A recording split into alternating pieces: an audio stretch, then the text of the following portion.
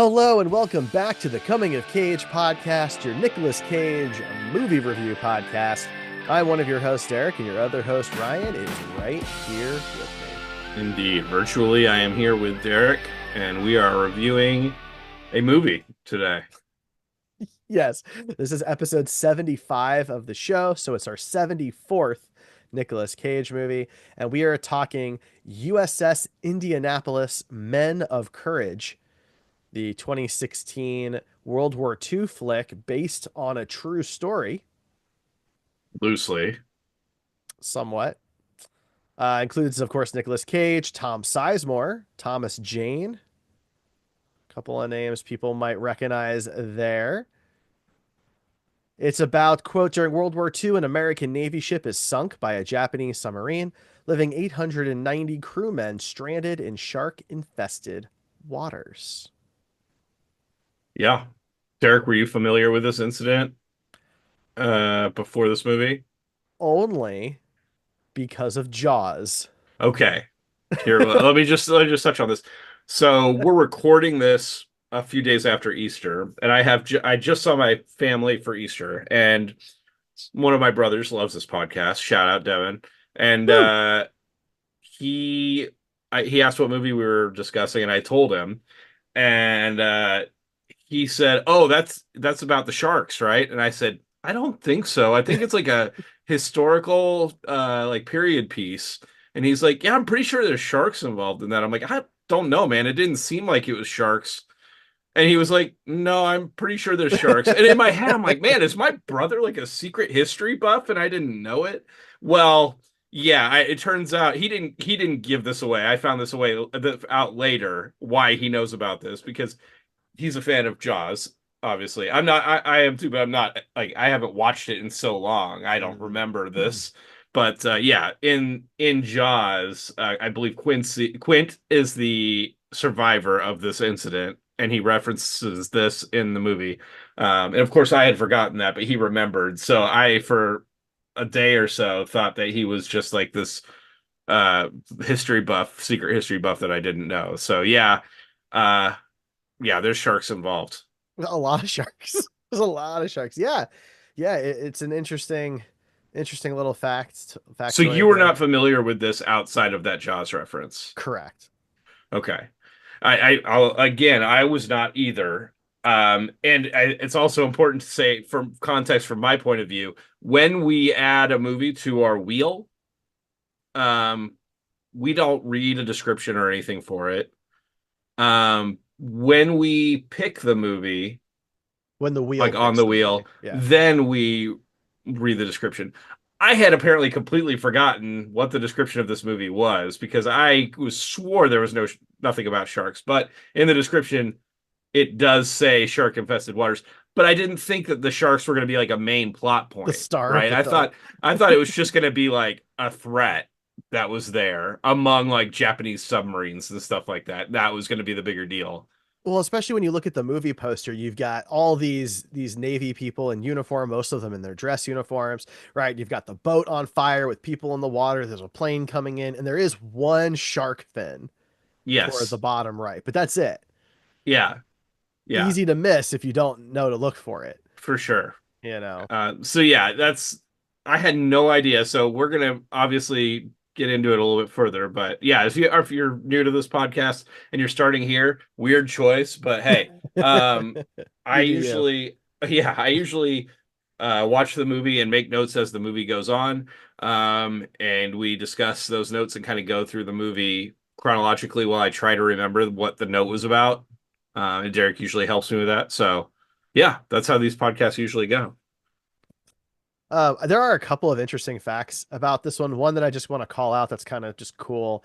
Matt Lanter, he plays Bama in the movie here. He's actually portraying his grandfather, which is Nice. really cool. He wears his grandfather's real dog tags in the film and stuff like that. And that must have felt very interesting and significant for him to play that role. And so I just wanted to call that out because that's very rare to be able to do something like that. For sure. Yeah. So I guess we should probably dig into this. Let's do it. So the movie starts out with only, I think, two title cards. It's Yeah, it not, wasn't much. yeah, it wasn't much. No, none of the five or six title cards that we get on some of the smaller indie movies. But right away we start off with CGI planes, and this sets the tone for the movie because this is a movie that came out in 2016, Hmm. and the CGI looks like it's from 1983. I don't know about that, but it doesn't look good. I mean, it is incredible how bad it looks. It makes me think of, this is going to be another Nicolas Cage movie I'm referencing here, but not one we've reviewed. The Flash, Hmm. where when the CG started to get criticized in that movie, they came out and said it was an artistic choice.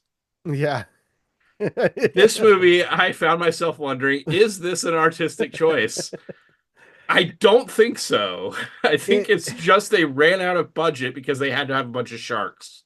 well, that's the thing, right? So this movie supposedly had a $40 million budget, which for 2016 is not sizable, No. especially when you need like to sink a battleship and have a Right, and submarine you're and like filming on submarines and battleship sets, maybe on a real battleship, they actually did. They filmed on both a real It looked battleship like and a it, real yeah. submarine. Yeah, it looks like Um, it. That can't be cheap. nope, they shot, most of the movies shot in water. Again, a very expensive thing to do. And I don't know. There are, especially in the beginning, the very beginning, and when the boat takes sail and goes through the Golden Gate Bridge, where I'm just like, did they need these shots? Do these really help I mean, push they're the story? establishing shots, but do you really need establishing shots when like it's taking place in the middle of the ocean? It's a World War II movie. That is, I don't know this to be fact, but feels like it might be the most like the era that has the most movies made about it. We Yeah, know the setting at this particular point. If you're in the United States and you watch movies, right, you have a good sense of how we portray World World War War II, II in yeah. movies, right? So I don't know that they needed to waste the time and money on those shots, but a lot of it, especially the explosions, they looked like stock explosions, like they just pulled them off of like Well, I'm sure they iStock or were. something. It was just disappointing given the See, I rest of don't the even think movie. the explosions were the worst CG in the movie. I mean, there was some stuff that was straight up untextured models. Yeah, that's true. That's true. It's rough. The special effects are really rough It throughout the whole almost looks movie. like what's the cut of a movie called before they do the special effects, where it's just like stand-in special effects? There's a name for it. I can't Oh, remember what it yeah. is, but when they're showing movies to test audiences and they Hmm. don't have all the CG done, Yeah. back when Zack Snyder's Justice League The and stuff work came out prints. with maybe it was something like that, and they were talking about the Whedon cut and how the Snyder cut would never come out because all it was an existence of a specific type Hmm. of print or whatever of the movie that has no CG. Everybody could name what it was then because it was trendy to talk about, and by now we've all forgot about it. But yeah, it almost looked like a work cut or whatever you want to call it, for like test audiences, and they just never finished it. But yeah, we'll come back to that, I'm sure. Yeah. I would like to know though, like, did they just run out of money at the end, or did they just? I don't know. I'm curious. I mean, their cast is not that expensive outside of Nicolas Cage. But it is a lot of people, It is a lot of people, but they you could know. have most anybody play most of these characters. I mean, Oh, totally. Yeah. I just figure between a real boat, a real submarine, having to sink a fake boat, shooting most of it in the water, having sharks, and a fairly large cast. They just blew like 40 million is not a lot in 2016. not for a movie like this. So right away we get introduced to Navy Cage, Woo. wearing sunglasses, which checks a box on our bingo card.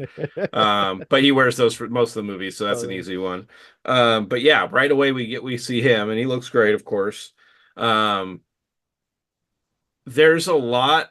I'm just gonna say right out of the gate, by the end of this movie, I have no idea what this movie was if I was going to describe it. Um, What do you mean? the IMDb says it's an action drama, history thriller, war, but there's times when it seems like it's a dark comedy. There's times when it's like um, Sharknado in terms of like cheesy. Mm, Like, is it a historical drama? Because you I don't think it's see supposed to be. right, but like sharks flying out of the water and grabbing guys off rafts. I mean, I know that this was the thing that happened in history, but I'm pretty sure that was not. I mean, I don't know squat about sharks, so it's hard for me to say. But I do think the intention of the movie was for it to be a war drama. I do think that was the goal. Right. And going into the movie, I thought that's what it was supposed to be. I thought based on the setup, because in the first like 20 minutes, it's set up that what the plot is going to be is that the USS Indianapolis is going to be it's going to be on its own delivering a nuke to or some pieces from the Manhattan Project, whatever, Right. Hmm. to another ship or like an aircraft carrier or something like that, Or whatever it whatever. Yeah. was. Yeah, and that's what it seemed like the movie was going to be. And that's what I thought the movie was going to be. Imagine my surprise when 15 minutes later that was done. It almost seems like Gotcha. are you making a shark movie or are you making a movie about like what the Indianapolis had to go through to deliver the bomb, or like is the movie about like they could have cut that It's entire first part out or shrunk I it down. Yeah, I think it was just to show. I think the movie is supposed to be about these men trying to survive on the water. I think that's I what the think movie's really about. yes, and I think that's the bigger plot. But the first of all, the movie is very long, unnecessarily long. It was 2 hours Yeah. and 10 minutes long or something like that. Yeah, it's yep. And there's huge portions they could have just eliminated and it would have not affected the movie at all. I think they Well, were just so obsessed with giving historical context that they could have given, there's a lot of movies that give that historical context in like some splash screens at the beginning and say, after delivering the bomb, now they had to move to this other location with no escorts. yeah. They could have just had a few sentences and eliminated first half hour of the movie. That there And wasn't really anything important that happened in that part of the movie. I agree because it's also trying to be a bit of a love story, Right, a relationship drama you and know? things like that. Yeah. And it does some things that are a little confusing. So, like for example, the Navy was still segregated during World War II, But not in this movie. but not in this movie. Yeah. Right. And so obviously I wasn't on that boat. Maybe they were unique for some reason, but from a historical standpoint, they should have been a segregated crew. Like as terrible as that concept is, that's what it was during World War II. So Right. there are certainly liberties taken with the story. And I agree with you. Like the mission, nothing happens. I kept expecting something to happen. And there is the where the Japanese submarine thinks like we're supposed to think that they fired on Right. the Indianapolis, right? But that they didn't. And so like was that just meant to like it just adds tension where there isn't any? Do we know that that even happened? Right. Right? Like I didn't like dive into the research of that submarine or anything, but like it starts to kind of feel like what if this was real before the boat sinks? It's just like it seemed like they wanted to tell three different stories because then it turns to a courtroom drama in the third act. Yeah.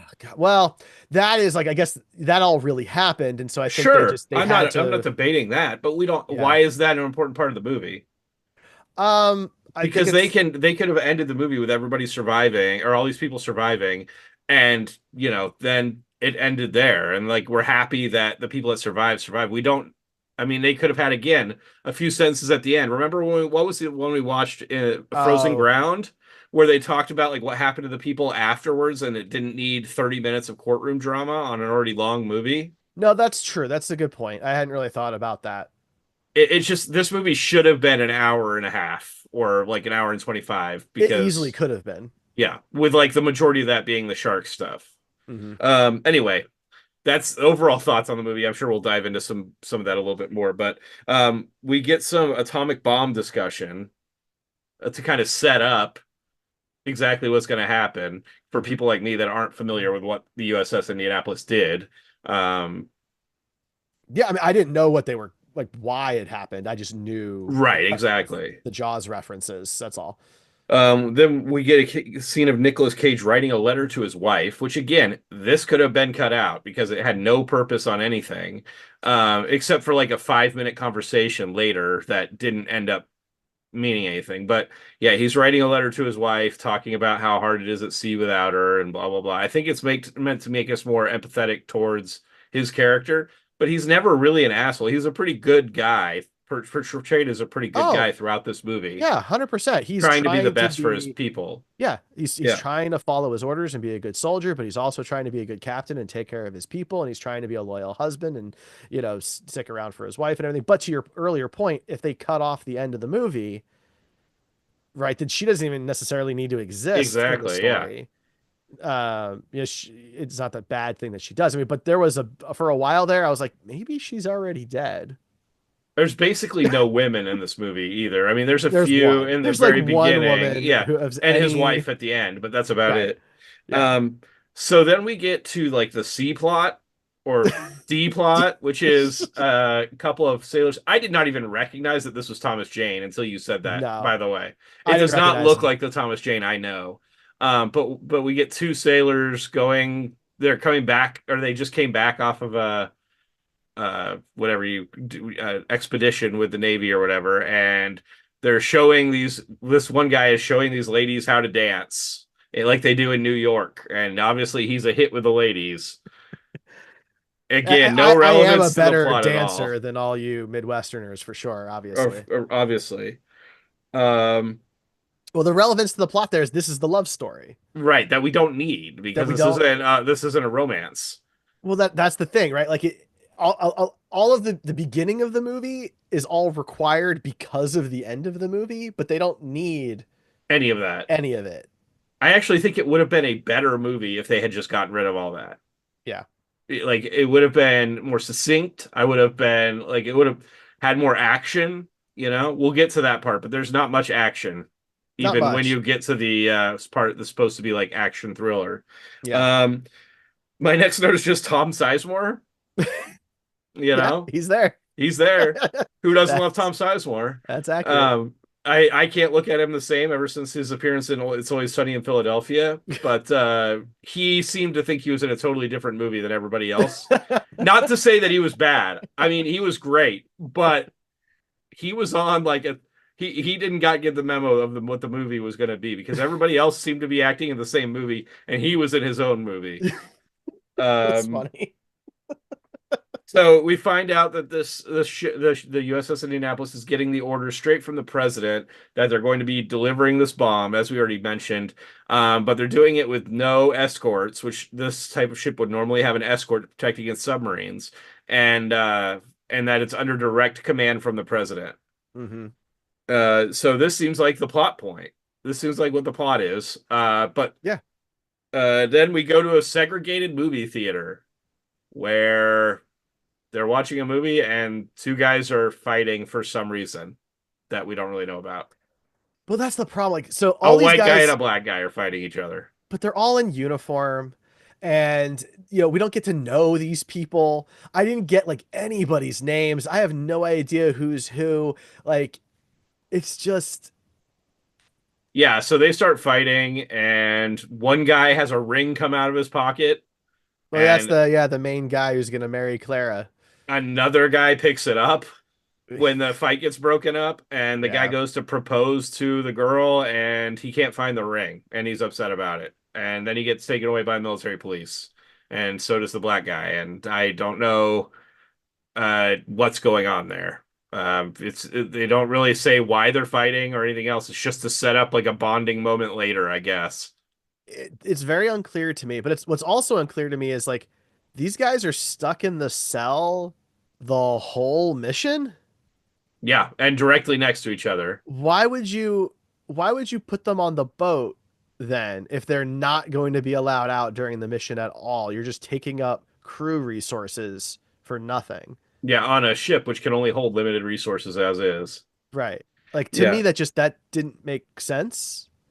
Well, they got to have that scene later in the movie, Derek. Yeah. You're forgetting about that. Um, yeah, we get some casual discrimination in here.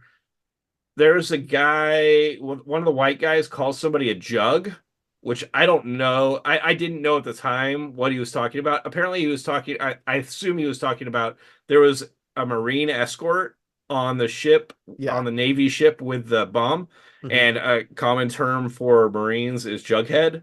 I assume that's what he was referencing. I Yeah, I don't think it figured. was a racial term.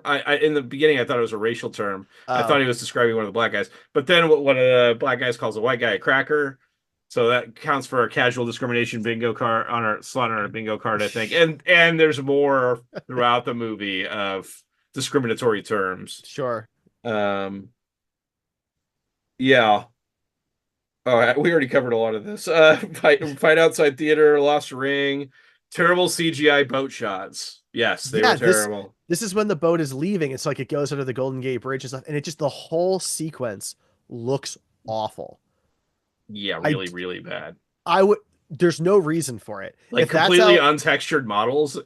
There's no definition to anything. it's terrible. If that's how that was going to look, cut it. We don't need it. We don't need it. We Yeah, understand it's exactly. a boat. It left the United States and it's on water. That's fine. We don't need to see it past the Golden Gate Bridge if you Right. can't pull that off. Like So then while they're like leaving for this mission, we get a nice bit of explanatory, I don't know what word, a bit of dialogue that exposition. is to explain. Yes, exposition would be the better term. It's not what I was going with, but the one I couldn't think of. Yes, exposition, where Nicolas Cage does a voiceover about how to defend against subs. Yeah. Um, and it just so happens that then we see the Japanese sub, like a view inside of a Japanese guy with a headband on talking to a ghost, I guess. Okay, so here I'm just before you say anything, Okay. Okay. I'm just gonna go ahead and say, and this might give away how I watch my movies, which I know Derek doesn't like, so I'm not gonna name it. But when I was watching this Oh. movie, the version I had did not have any subtitles for the Mhm. Japanese, and all of like descriptive text of like how many days it's been or whatever was all in French. So I have no context for any of the Okay. Japanese stuff. I can help you there a little bit. Yeah, if you could fill in some of the Uh blanks, it would be nice. yeah, so I watched on Plex, the like Plex streaming offerings that they have, Yeah, which was cool because it meant it was free, but it was bad because their commercials cut in at like the absolute worst times possible. It felt on purpose. yeah, It was really bad. But the old man who appears to be a ghost, I took to be the guy's like father yeah. because he is the commander of the Japanese submarine is like a disgrace is not fair. He's considered to be cursed. So we're deep into the war. It's 1945. Their crew has zero confirmed hits the entire war. Wow. And what we had already seen from the first thing we see from them is they miss what's actually like a pedestrian civilian boat, not a military boat, right? And they use one of the Kaitans to do that. So he loses a soldier and almost sinks a civilian vessel, right? So like he's clearly like something's wrong. And I think the sense we're supposed to get from that is that he's like ethically struggling with his duty to his country, but his Which, yeah, that is referencing the end of the yeah, movie, right. but That yeah, that's his struggle through the whole movie. that gives more context to the end of the movie for me because I had no idea why this guy was now like. Yeah, we'll get to that. Yeah, yeah. But yeah, so all of the Japanese scenes, I have no context. There's not a Just whole lot FYI. there. Most of it is just talking about how far away the other ship is and are they going to use a Oh, chitin okay, or not and firing like that kind of stuff. fair enough. If they should they continue to wait because one of the things they are doing is they waited assuming that the boat they sank those people would get rescued by other boats Yeah, and they would have an opportunity to sink more. gotcha, It's very unclear when they left. I think gotcha. it's day 4. Which I didn't know because I don't know the word for day or for in French. No, you don't. Are you sure? I have Yeah. no clue. Um, my next note is that another sailor has the lost engagement ring or Mhm. ring that he was going to present. We find that out here, which again has really no relevance to anything. I know, like it's like okay, so now we have a guy who's like, I assume it's gambling debts of some kind, Yeah. right? And he's gonna pawn the ring. He says, "I hope it's worth $850." I'm sorry, that seems like a lot of money in 1945. Like Yeah, he's in serious debt. right? Like that's a lot of debt, and he's really hoping that one of his other fellow Navy guys spent that kind of money on a ring. But Well, more than that, because if he's pawning it for that well, much, then that yeah. means this, they're paying less than what the value would be.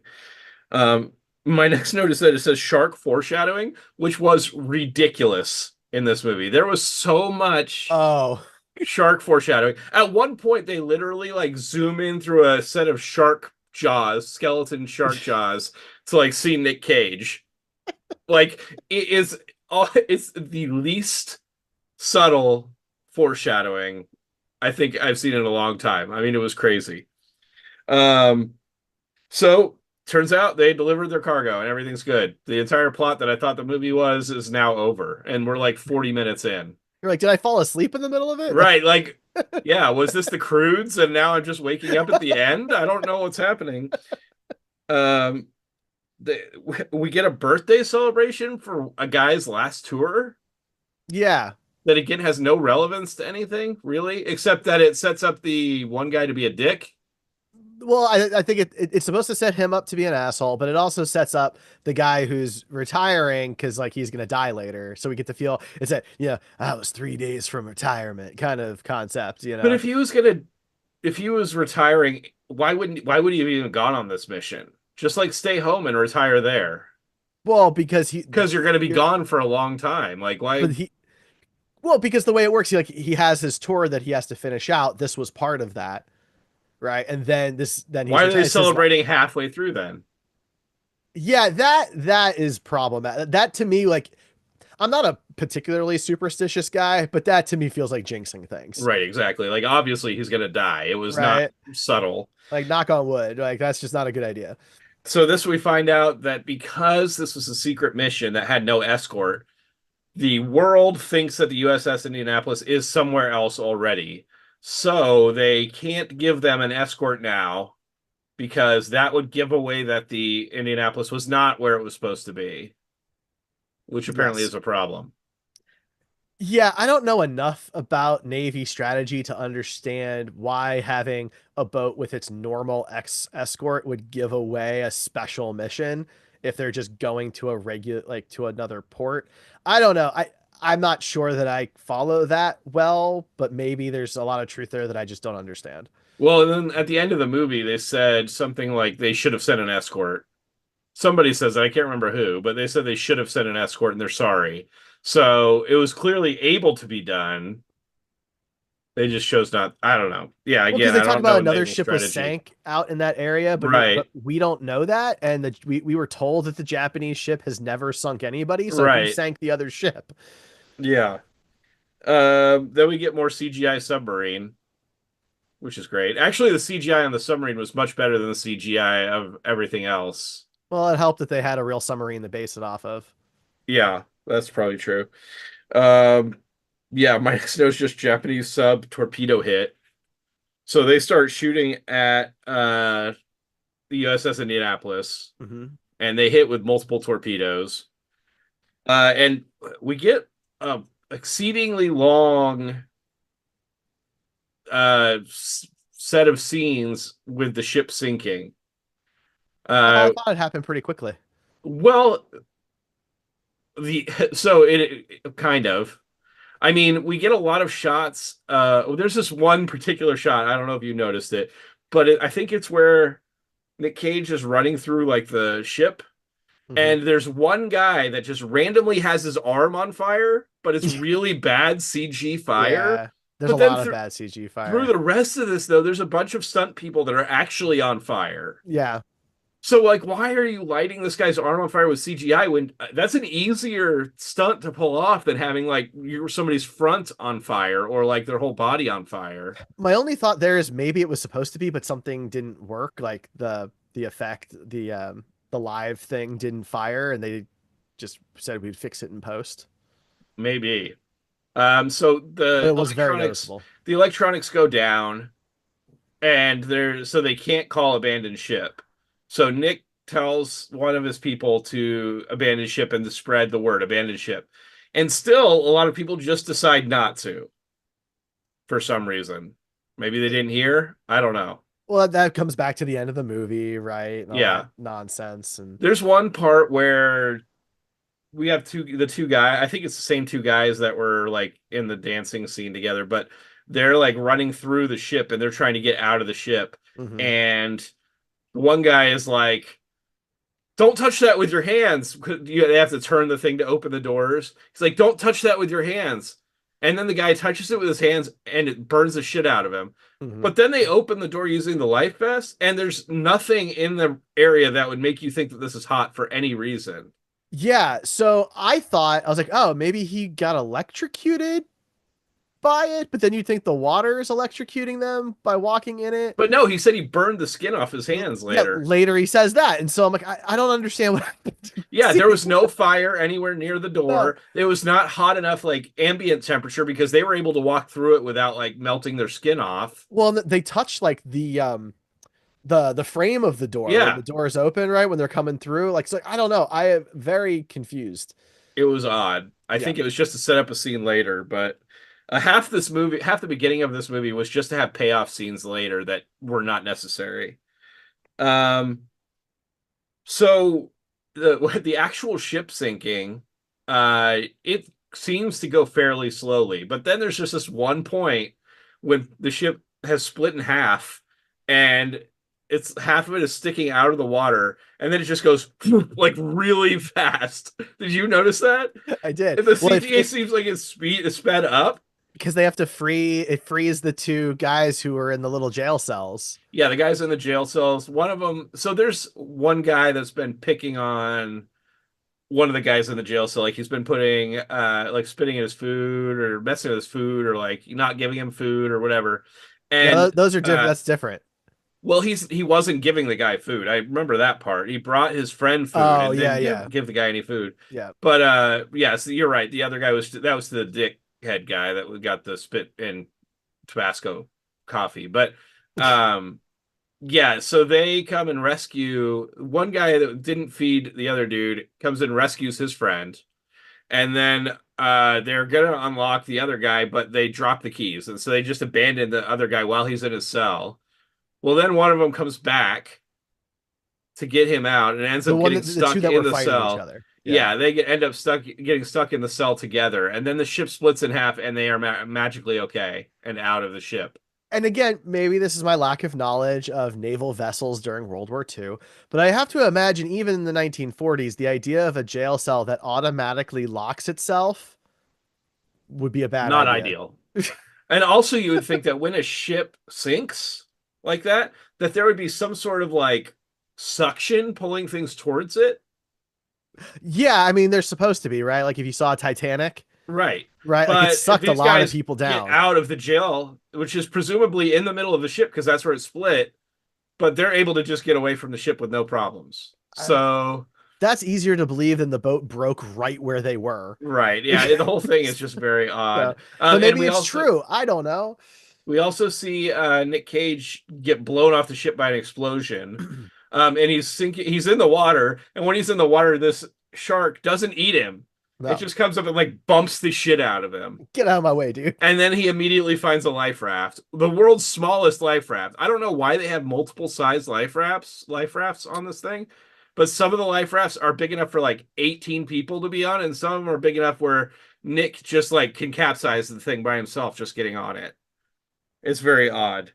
Um, so I'm just gonna say like the next hour of the movie with the sharks, I don't have a ton of notes because not a lot really happens. It's mostly just like different guys telling stories or like talking about things, and it's not really progressing the plot forward in any kind of way.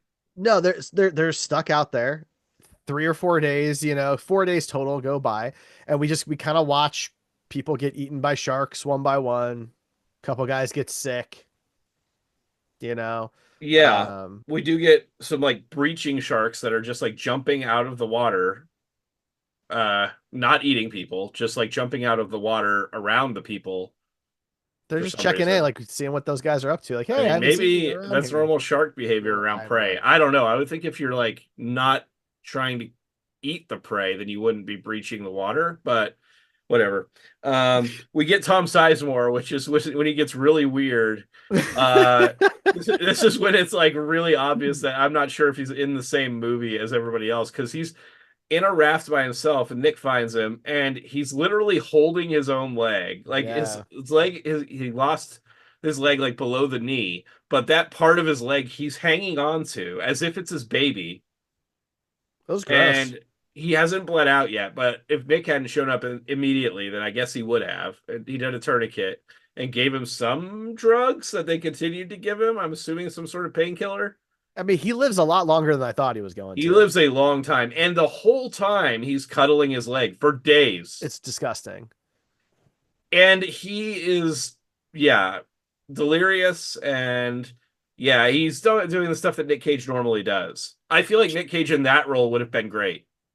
Yeah, Not that he wasn't great in his own role. that would It have. just didn't need to be Nick Cage in his role Well, this time. that's the thing. Like he just plays the good soldier Right. in this movie, and he does it very well. But a lot of people can do that role very well. It's not a very like it doesn't appear it doesn't appear to be a very demanding role.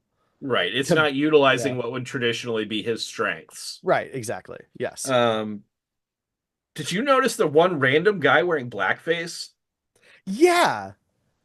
Yeah, I was like, was he supposed to be like one of the guys working in like the engine room or something? Like he And was somehow there's no water on his face wiping the ash off? Like, I guess maybe it was grease or something. I don't know. but But like he in a was like, traditional blackface pattern? but it wasn't though. It was his whole head and his neck. It was very weird. It was very He's weird. like hanging off the side of the raft. He's not Yeah, even in the raft, but his arm is clean and white, but his whole face and like neck is blackface. it was very strange. And there's no context given. I don't know if we ever see the guy again. No, it's never talked about. No one references it at all. So no one seems to have a problem with it. Like, because there are black guys around. No one says anything. Yeah. Everybody in this movie is pretty opinionated. No one says anything. So I guess he just had like grease all over him for some reason. Maybe that guy's like old blackface and that's just like what he's known for. Jesus. I'm not God. saying it's okay. I'm not condoning it. No, I'm just saying like I think he was supposed to be one of the guys working in the engine room and was like covered, supposed to be covered in grease. I mean, but literally covered with no white spots at It's the all, and only even thing in the water. it's the He's only been in thing the that makes water for a sense. day at this point. But not his head. You're saying that no water has splashed onto his head No, at I'm not all saying during this that. I'm just entire saying time. his arm And was. when he got blasted out or went out of the ship, he never went underwater. I didn't say that, but what I'm saying is he didn't like soak his head for hours underwater. That's all I'm saying. Okay. There's just no real explanation for it, and I don't think it's the answer is just he was doing blackface. I don't think that's what that was supposed to But be. it seemed like it. Anyway, That's yeah, not the vibe I got. we get a bunch of random dudes getting eaten. Yeah.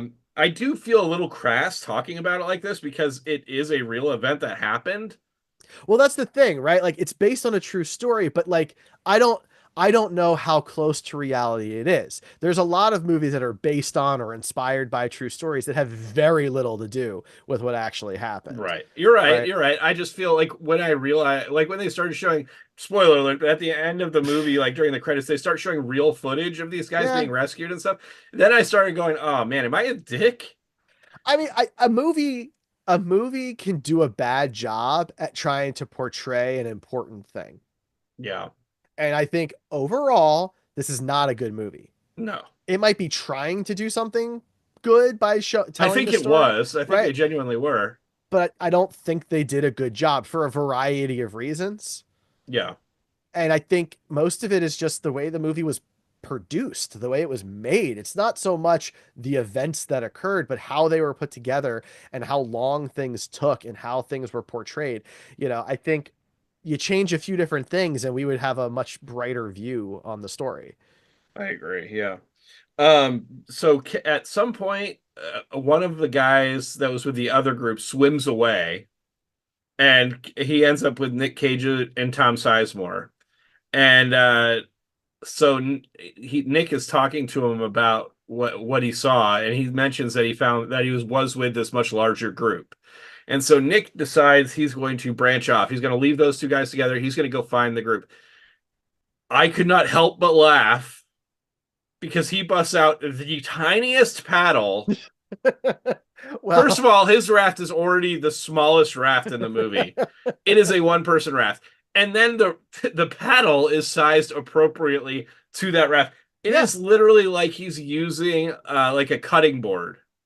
it's like those little baseball bats they give kids at baseball games. It's like Exactly. It's like comically small. That's it was, why like so that's one of the things that I was like this is a dark comedy because it seems like it's done for comedic effect. It's not, but I would feel totally normal seeing that in a Naked Gun movie, you but like know?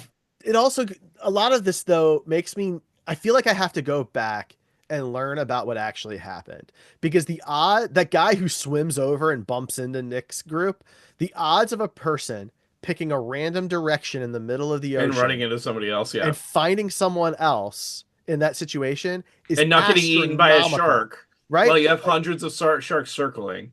It's astronomically small. And so did that happen or did Yeah, that not happen? You know, I like imagine that was a movie thing, but it's hard to say. right. So like again, like, so it's hard to critique the movie honestly because I don't want to insult the memories of the real soldiers that went through this horrible thing, but some of this stuff doesn't feel real. Yeah. One thing I noticed throughout these shark scenes is there's a lot of guys just hanging their legs off the rafts. Even right after they watch someone get eaten. Yes, continually just hanging there, and they're Mhm. kicking. Yeah, yep. You know, Mhm. like what is happening? Anyway, there's one. This is another one of the moments where I was like, this is a dark comedy, where a guy is getting sick and he starts to puke in the raft. Mhm. And the guy's like, "No, I told you don't do that." And so the guy like Oh, turns and pukes off the edge of the raft. And literally, as the puke hits the water, a shark dives up, collecting the puke stream in his mouth and eating the guy bonus dinner. and landing on the others. Like exits the water completely, carries the guy over the raft, and eats him. Yeah. Yeah. And again, like I mean, I don't know enough about sharks to know how realistic that is, but it seemed kind of ridiculous. That the shark just waited until this guy is puking off the edge. Yeah, that seems like the, I can't imagine the reaction time is that good because the puke doesn't even hit the water by the time the shark is going for it. I know they're apex predators, but that seems crazy to me. Anyway, um, Tom Deadmore is my next note Oh, because he dies. well, the character. Well, yeah, yeah. Okay, so the one thing we haven't talked a ton about, we touched on it a little bit, is that there's this one sailor on the ship that is a huge dick. That's like one rank above everybody else, but way Yeah. below Nick Cage. He is just an absolute piece of shit. When they're having this Yeah. party for this guy that's like his retirement party, there's a small amount of alcohol there, and he dumps it on the floor and he makes somebody clean it up. He like is constantly antagonizing people and demanding that they do what he wants, even after the boat or the ship sinks. He's on his own raft and he is bossing people around to bring all the supplies to his raft By while himself. they're No one else is allowed in the raft initially. right. And again, like this is supposed to be based on a true story. Did they just paint this dude as a huge asshole? Is this true? Yeah, exactly. Does That's another one family of those have things nothing where to like say it about seems that? disrespectful. Because Um, he's the only person in the whole movie who is not redeemed in any way. yes, and we're about to get to that. So, at this point in the movie, we've seen this guy be a prick throughout the whole movie. Whole thing. Well, now he says he sees an island. This island doesn't exist. At least as far as the viewer is aware, because it does like he points in a direction, and when the camera looks that direction, there's no island There's there. nothing there. But he swears there's an island there, and he asks for volunteers to swim and push him towards that island. And so like four or five guys volunteer, and they are not allowed in the raft. They're just pushing the raft while they're swimming. No, And I think they're sitting on there because he gives them oars to row with. oh, there you go. Yeah, maybe that's Yeah. what it was. And he has a giant crate of supplies on his raft. When he's leaving, the other sailors are like, "Can we get some of the supplies?" And he says, "No, you've got those over there or something." And then they have like one bag of or one can of spam or something. Because he only takes able-bodied men, nobody who's bleeding, because he doesn't want to attract any sharks. So Right. he's taking all the resources, the healthiest men, and going Yes, off to what we an are all supposed island. to believe is literally nothing. And we never hear anything about that ever again for the rest of the Nope. movie. I assume they died. Yes, we assume they died, or if they found an island that they died there. Like that, we just don't get any kind of, there's so much setup for things in the beginning of the movie with payoffs later that it's weird that they set something up and didn't pay it off, you That's why know? like I'm confused as to like was this character, was he real or was he a fiction? Because he's the only character in the movie who's an asshole his entire time in the film. And then Yeah, there's no resolution. Everybody else at least has moments of redemption where they either save somebody they were fighting with or they confess, the mistakes that they made or whatever, and this guy is the only one who doesn't do any of that. correct. So at this point in the movie, I looked down to see how much was left. And I believe it said 50 minutes, which would have put us about an hour and 20 minutes or so into the movie. And I turned to my girlfriend who I was watching the movie with. I said, "There's still 50 minutes left of this movie." And she said, "Are you joking?" I said, "No." Because my next note says this movie is too long. Yeah, it's a It long was ass movie. frustratingly long. Yeah, man. Frustratingly long. Um, okay, so I think it's day 4 or something like that that we there at one point during the previous time, however many days they've been there, there was a plane that flew by and it Yeah. did not see them. Right. They're looking for a plane that crashed, Yes. which, And by the way, never gets a resolution. also never gets a resolution. I guess in history it probably did, but Theoretically. If that was real, I don't know. right, we don't know. But I think 3 or 4 days in, however long, I don't know, I don't speak French, but however long it was in, these planes show up and they spot them. They spot some of these Oh my guys. god. And so one of the planes is super low on fuel. And so they can't stop to rescue them. And so they drop a bunch of supplies out. And it's funny because in the scene, it shows the supplies hit the water near people, but there's zero reaction from anybody because the majority of them are dead or like asleep or Jesus in some Christ. sort of like heat It's so stroke. bad. Yeah. Yeah. But the guys It, in the plane don't know. They're just trying to help in any way they no, and can. great, good on them for trying to Yeah. help. But yeah, literally, these guys have supplies floating right next to them, and they have no idea. Well, and it's real touchy at first because the initial orders are to basically bomb these people, Yeah, right? Because they see the oil slick, they assume there's a Japanese submarine nearby. So the initial response is we're just going to bomb this area. So here I am, like we're supposed to think that's how this ends, right. you know. But they don't bomb them. So that one plane drops supplies, and then there's another plane that decides they're going to land on the water. And keep in mind, this is not a water plane. No, This it is like is. it doesn't have the pontoons on the bottom to where it It can land on the water. it's supposed to be able to land on the water. That was so the idea was because they explain it later that like the ship can't take off because it was damaged when it landed. So it's Well, supposed most to of the be able to planes do I've seen this. that go on the water have like pontoons on the bottom. That's I traditionally what you see. This has I've nothing watched like that. Tailspin. I know. I This just has nothing like that. I It agree. looks like a normal plane. I think that they knew it would. I mean, you're probably right. In my mind, it was like they know that this plane will float because it's a sealed hub or sealed like hull, and Fuselage. that it'll float for a while. And Yeah. uh, and so they land in the water and they start trying to get a bunch of these guys up onto the plane. And so the people start climbing onto this plane and like laying on the wings Hmm. and sleeping up there. And we get a really nice scene from Nick where it's where he's like, don't worry about me, get the rest of my men up there. I'm fine. But And he honestly looks like he has been sitting up on his raft for 4 days. We never see him lay down. yeah, Not once. I do want to say that when the plane was landing, did we need a 10-minute shot of the plane landing and then circling in the entire opposite direction slowly until it gets kind of close to the people?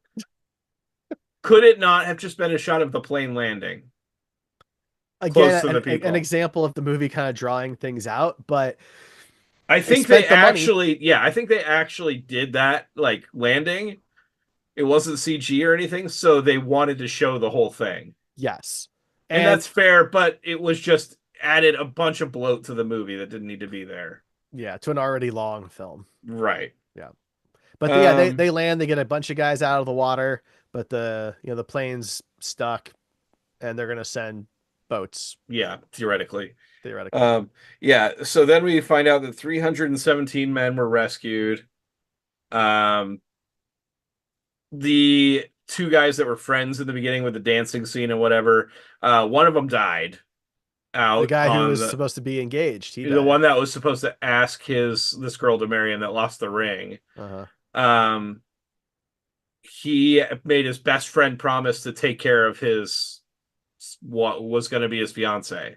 Clara. And Yeah. so while they're in the hospital healing, like getting better after this incident, the the guy in a bunch of debt goes to this guy's best friend and says, I have the ring. I was going to pawn it. I'm a piece of shit, whatever, and gives the guy the ring. Well, then that guy goes and proposes to the girl that To this guy was going Clara, to yeah. propose, Clara's who is pregnant. pregnant with his kid. Yeah. With the other And guy's kid. yes, the other guy's kid, and he proposes to her, and that's apparently how he's going to take care of her. Well, because No judgment. he's It always seems a been little in love weird. with her though. That's the thing. Like like when we first meet these guys, he's talking to his buddy about how there's this girl that he's really interested in and everything, and his buddy's trying to talk him into asking her out. But it's that very cliched before he has the chance. His Right. buddy woos the woman because he doesn't know who she is, Yeah, exactly. right? And so that whole love triangle type thing. And so Right, which was completely unnecessary to the movie. maybe it's true. I'm sure it's a true story Um, or something, similar to a true story, but it didn't need to be in the movie. yeah. Um, then we get Nick Cage in a sweater, which is fun after seeing him in the Navy uniform for the whole movie. Hmm. Um, my next one was what happened to Island Guy. What We happened to don't know. Island? Oh, yeah, yeah. He's just We don't gone. know. So we find out that there's a scene with like the president and FBI director or something like that where they're like, we need somebody to blame this on because this is a disaster. And it's revealed that they're gonna pin it on Nick Cage's character. That's what the plan is. Because the people who make all the decisions can't ever take accountability for those decisions. Right. And they're trying to court martial him. They're accusing him of a couple crimes. And so we get a scene in court. And in this scene, this lawyer is being ruthless with Nick and trying to, make him look bad. And then he asks Nick to tell the story of what happened. And everybody, like, he doesn't go through the whole thing on screen, presumably that happened. But afterwards, it just shows the lawyer like tearing up, and like everybody in the courtroom is crying. And then he's found guilty on one of the two counts, um, I which mean, it was was weird. inevitable. It didn't matter what anybody said. That's the thing, right? He was guilty because that's what they wanted. Yes. It's also important to note that at this point in the movie, there's still like 25 minutes left of the movie.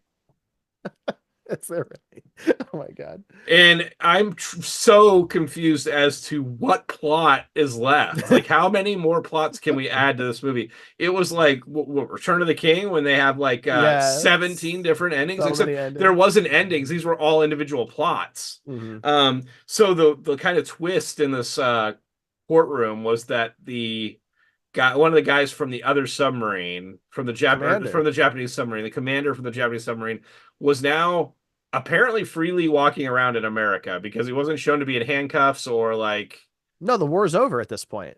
This is yeah. after the war is over. So we are no longer enemies with Japan. The war is over.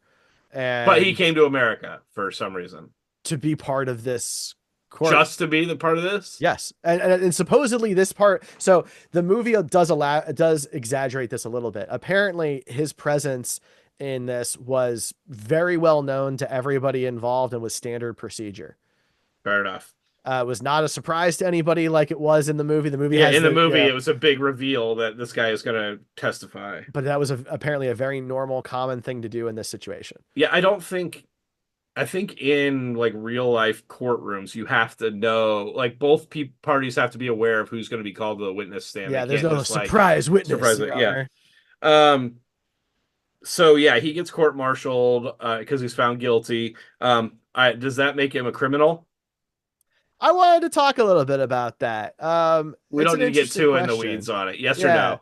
It's not going to be a Um, bingo for either of us. I So, want I want to say no okay. Well, I marked it, but we can take that off. That's because they're fine. not criminal But charges. was found guilty in a court of law. Anyway, it doesn't matter really. I guess it's military law.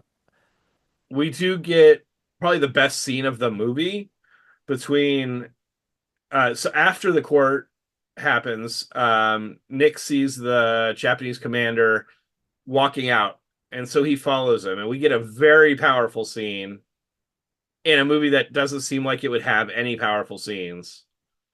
And I guess this scene is probably the only reason why I'm glad it wasn't cut, this whole court Yeah. part, because otherwise we wouldn't have gotten this scene. But So it is a good scene. Both of those actors really nailed it.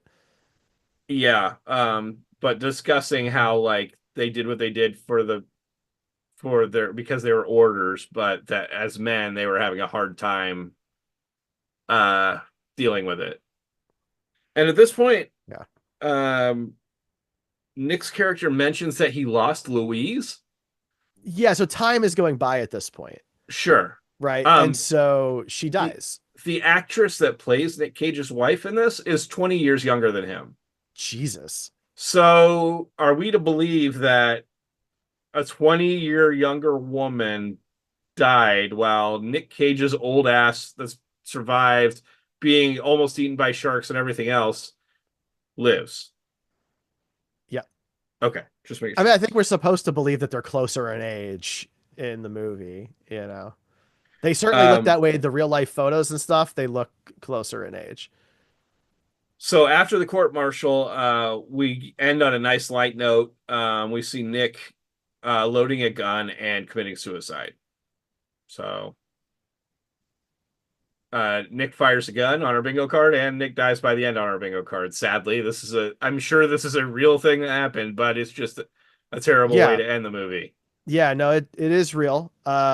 This so his the McVeigh person in real life, that did happen. Supposedly he did it on his front lawn and not in the house, but I think that was more so they didn't have to physically show it on the screen. Um, and he was later exonerated by Congress. There was an act of Congress made in 2001 to exonerate McVeigh from all of this.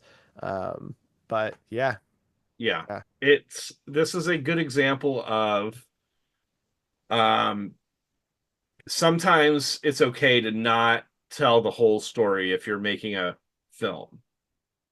You're not making a documentary, right? Like if you want to make a documentary, then make a documentary. I don't think that having his character go through everything he goes through in the movie and then kill himself at the end, that wasn't a great, it didn't leave me going, man, great movie.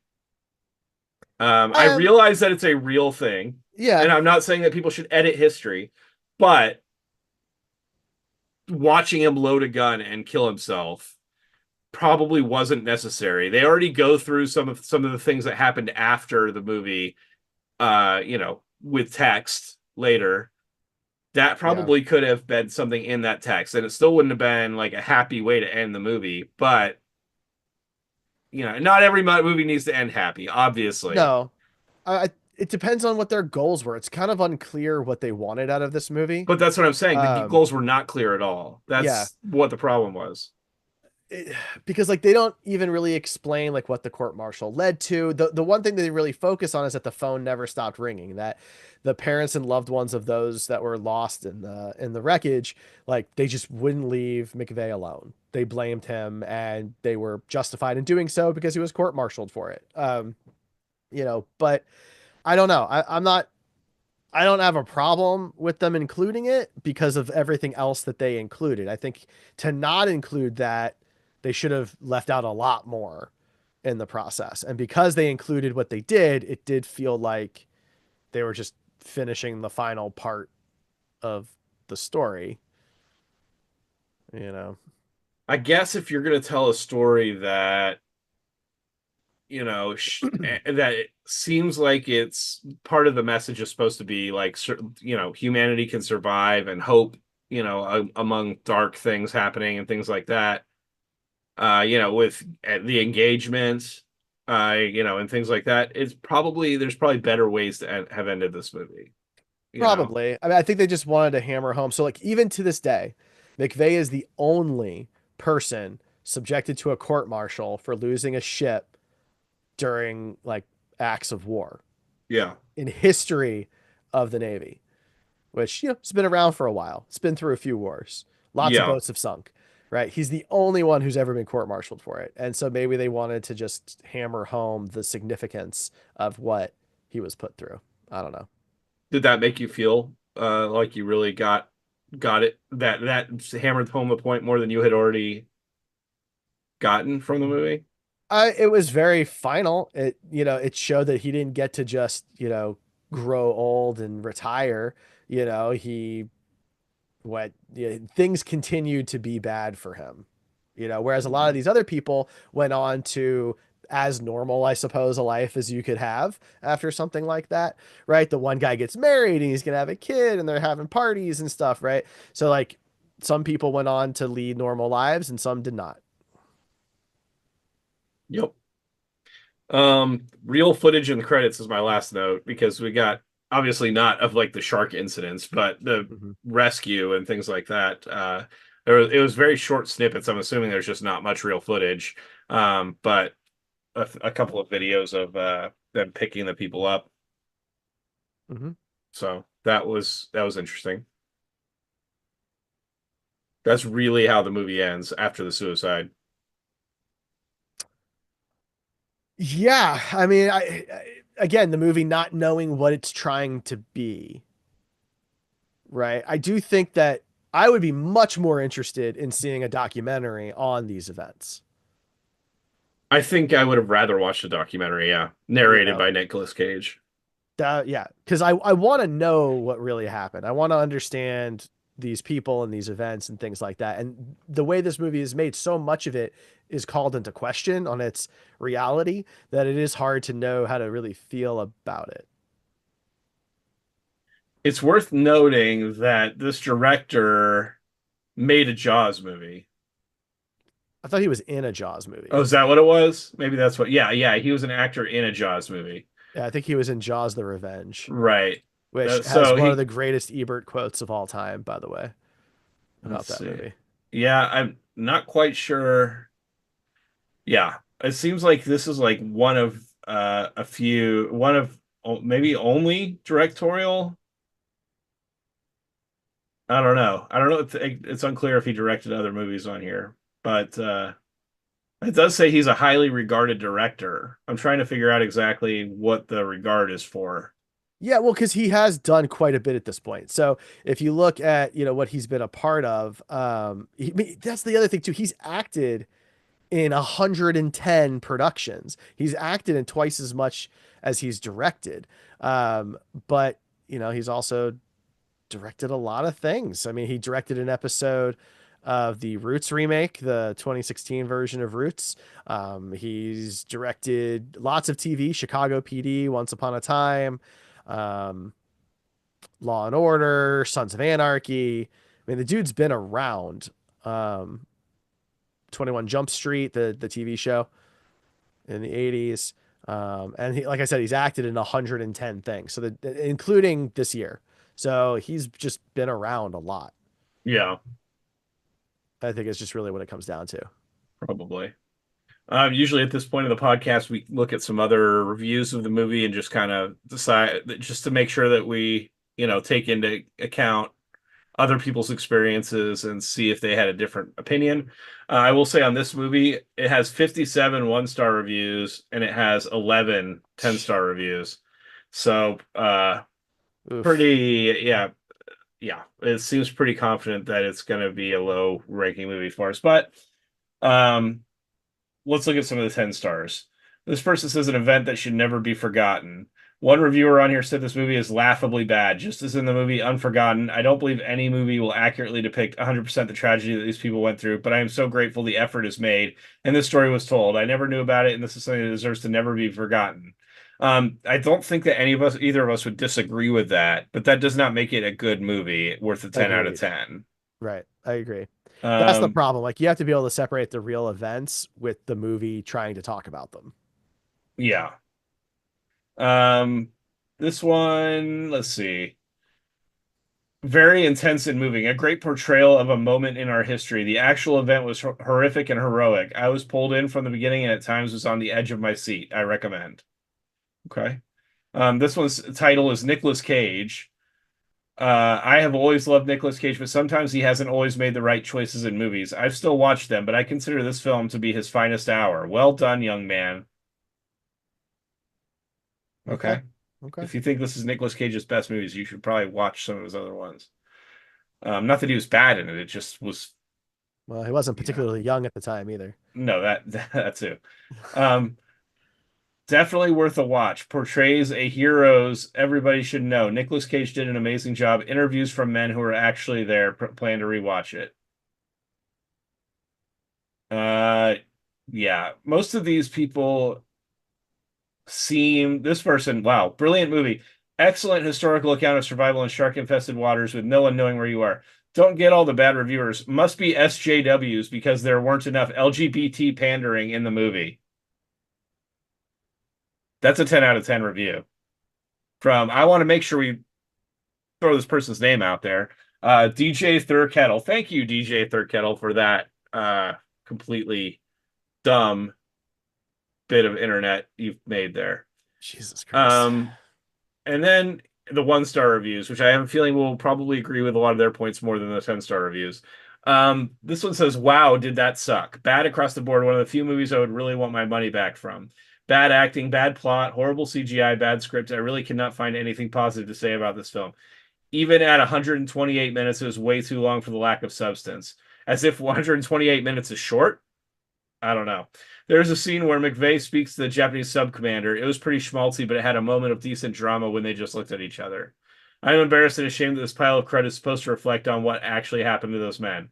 You're better off reading the book In Harm's Way to get some sort of feel what they went through. Heck, for that matter, you're better off watching Jaws and having Quint tell the story about his tattoo and the story of why he will not wear a life jacket." This one says, "I am a 78-year-old retired Navy chief with 20 years duty. This movie is so bad that after less than 15 minutes of watching it, I turned it off. It does not depict the lives of sailors of that era. The racism shown did not happen. We were respectful of each other. One of the worst historical Navy movies I've ever tried to watch. Do not waste your time." Okay. All right. Um, let's do one last one here. Dreadful. I didn't expect much from Nicolas Cage, or I don't expect much from Nicolas Cage these days. I suppose he did okay trying to pull this disaster of a movie through, one which I'd watched with a sense of hope that it'd be a reasonable nod of respect to those who lost their lives. The first 30 minutes were reasonable, fair, factually accurate. Unfortunately, when the torpedoes hit the Indianapolis, they appear to sink the entire film.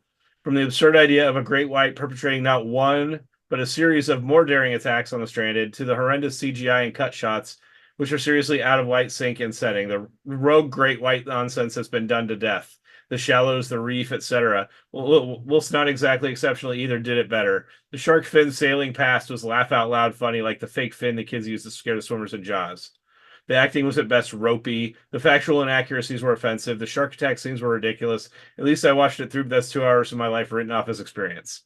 That's fair. I do. There was one scene where a guy is just like swimming in the water, and a shark fin just goes right behind him, and I did laugh because it I was did. just he didn't get eaten right then. It was just No. really cheesy.